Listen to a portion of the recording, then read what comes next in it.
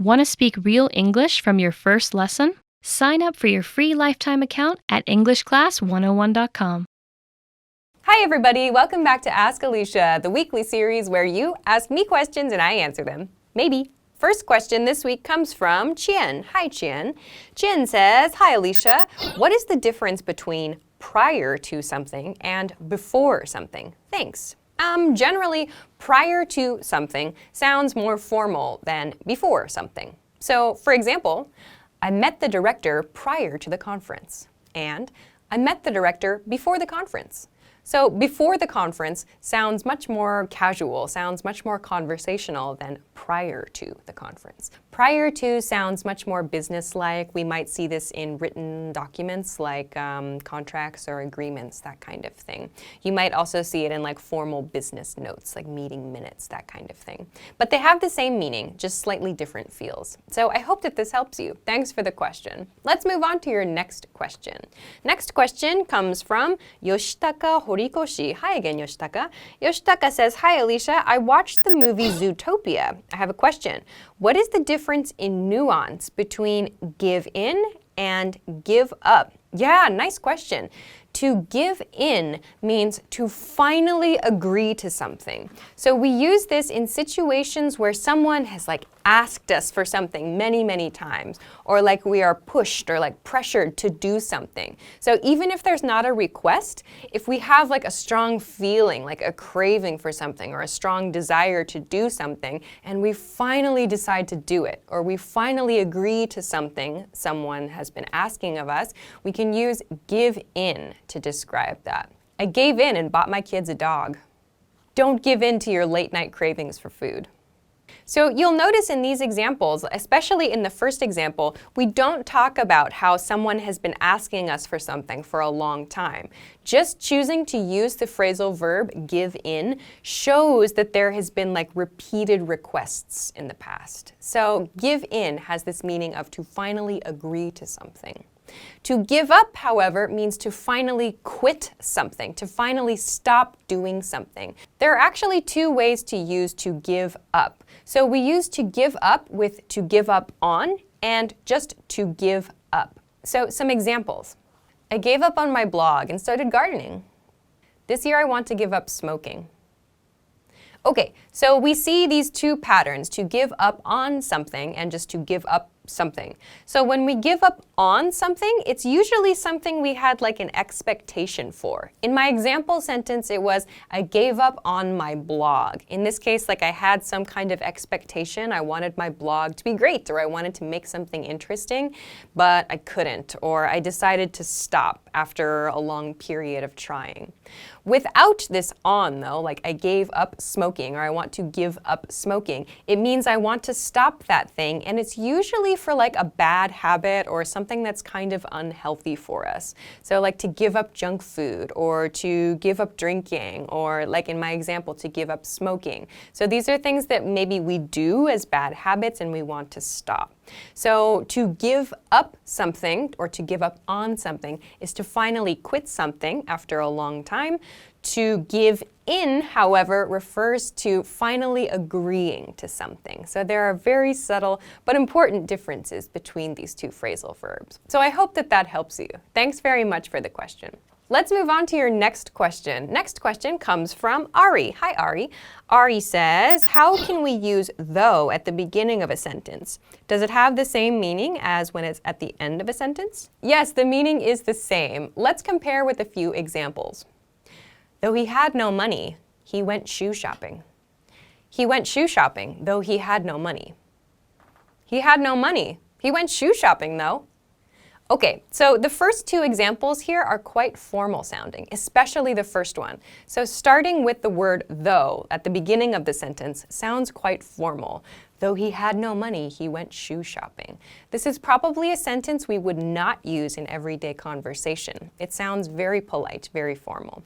The second sentence, using though to connect these two ideas at the middle, sounds a little bit more casual, but still has a polite feel. In general, though does sound a bit more polite.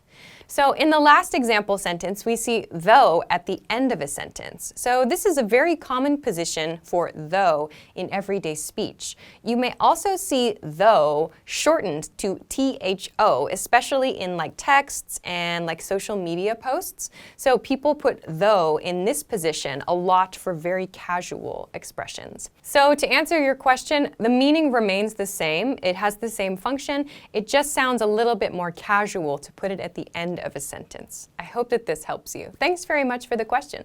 Okay, let's move on to your next question. Next question comes from Asif Mahmood. Hi, Asif. Asif says, what is the difference between among and between?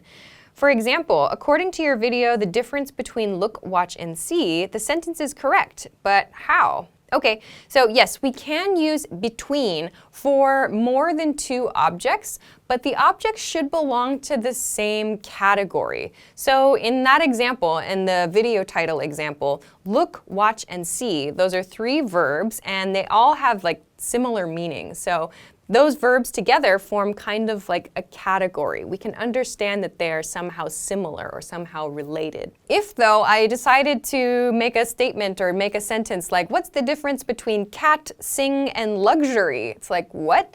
Those things, they don't belong to any category. They're words, yes, but they're not verbs, they're not nouns, they're not adjectives.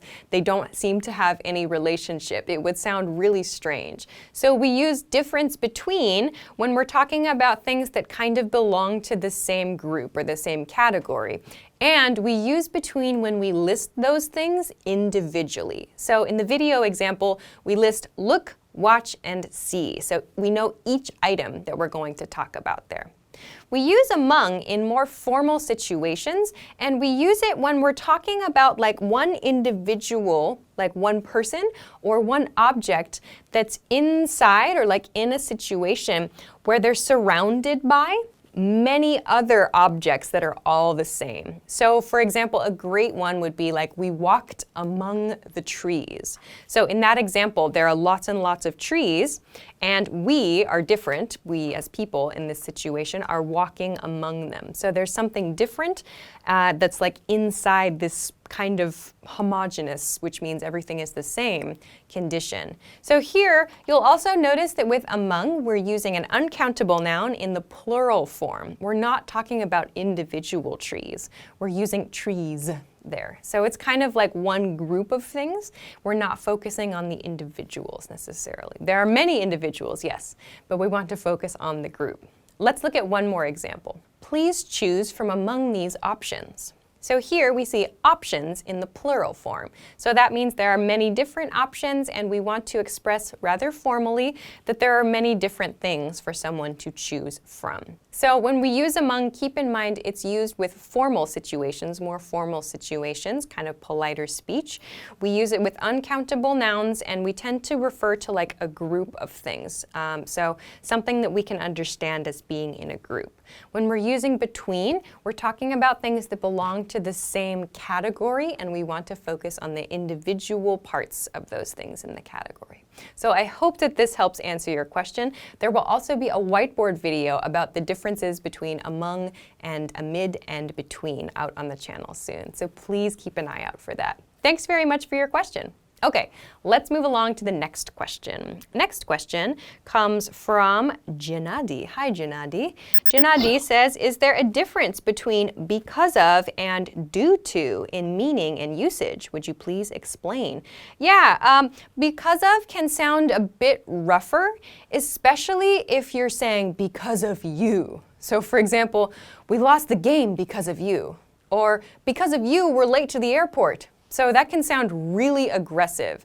So because of sometimes sounds quite rough. So we might use it very carefully in interpersonal situations, like when we're talking to other people and like blaming someone for something, it can sound aggressive.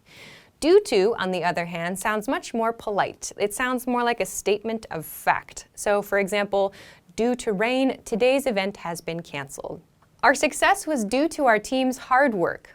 So due to sounds more like a positive version of because of. So because of can have this kind of rough feel. So if you're ever not sure, you can say due to. There's another expression which is thanks to as well. So thanks to expresses your appreciation. If you want to see a few more example sentences and some other ways to use these expressions, you can check out the because of versus thanks to video that's on the YouTube channel as well. So I hope that this helps answer your question. Thanks very much for sending it.